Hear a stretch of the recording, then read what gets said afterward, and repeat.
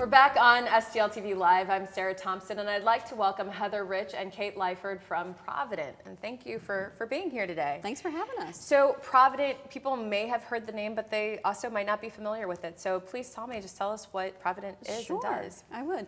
And thanks for having us. We're very glad to be here today.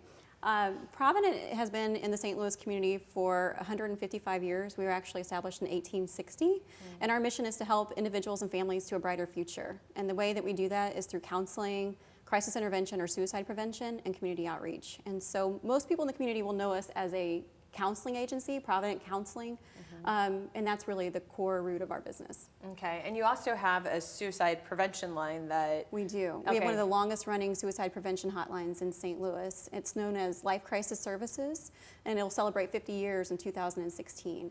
And we receive about 30,000 calls to that line every year. And there's about 80 calls per day, about 8 people say yes to suicide. So it's a really critical service that we're offering the community and help individuals get through that crisis time. And are those the people calling? I mean, is that all ages generally then?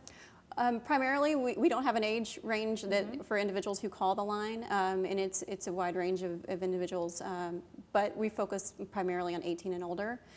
There are other lines that focus on youth in the community, but really we're focusing on just helping individuals to a brighter future and giving them the crisis intervention that they need.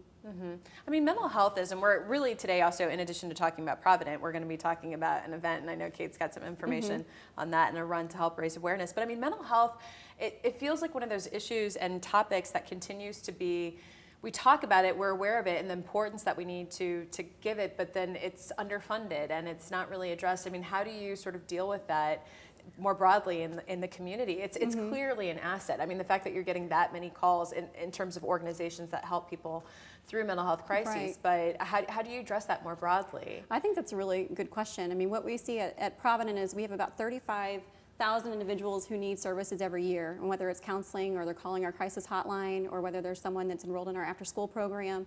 And to get those services funded has been somewhat of a challenge. You know, when you think of medical services or you think of something that you have a result that you can see, touch, and feel from nonprofits, it's something that you can wrap your mind around. But mental health still has a stigma attached to it. So sometimes when you're in the community talking about anxiety or stress or bipolar or working with ex-offenders, you know, it's something that's not as easy to just roll off the tongue. It's something that you have to dig a little deeper in and get yourself uncomfortable to talk about.